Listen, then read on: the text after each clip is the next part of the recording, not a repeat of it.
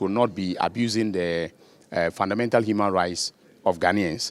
They will actually be administering justice in accordance with the constitution and laws of this country. But why not use the same courts? Why not use the same? Well, you see, there's this argument that the traditional courts are much better in serving the needs of the people, and respecting the constitution of the land. But I don't think that is accurate. All right.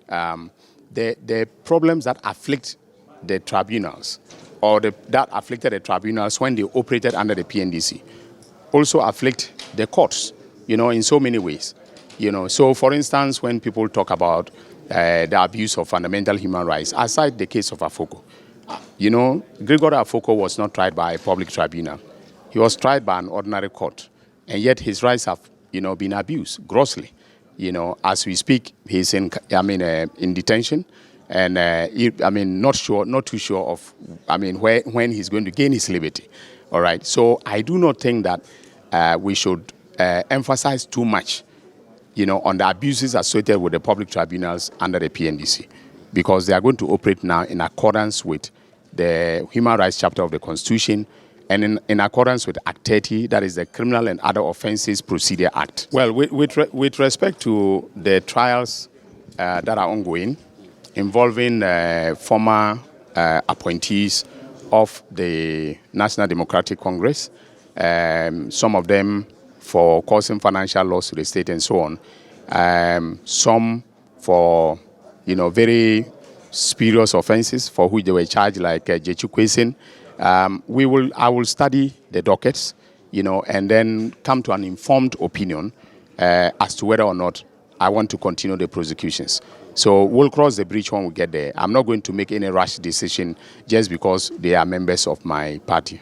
Well, one of those high-profile cases is the one against Oliver Barker-Vormawor, who's Right. a social activist. Yes. He's argued that the government charges against are trumped-up charges. Right. We want to find out what you do. Well, with respect to the charges against Oliver, I'll definitely also study the docket. The statement that he made is one that was made in the media. The docket has been built, and I will study the docket, and based upon my own opinion of whether or not they are trumped-up charges, I may, drop the charges. All right, I'm not going to, stand here and assure you that I'm definitely going to drop the charges, not having read the docket, and come to an opinion as to whether or not the charges were properly laid and should be dropped. Our manifesto, we promised to reopen investigations into the murder and disappearance of Ahmed Swale. It is stated there in black and white. And His Excellency John Dramani Mahama, on the campaign trail, said it several times. And you can see from the marching orders that he gave all of us today, and specific to myself, that accountability is one of the underpinning, values, and principles that will govern the actions of this government. So I thank you all for, No, I wouldn't. I said a lot about oral at my vetting.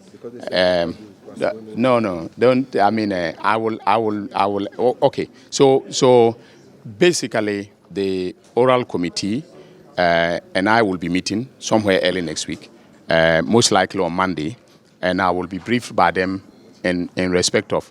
I'll be briefed by them in respect of what they have gathered so far, and of course, I will take over the information.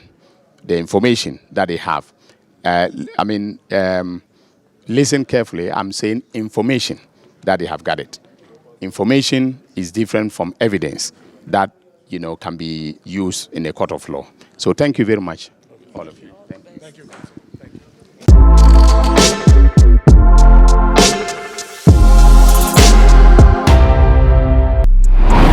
Please subscribe to Morris TVGA.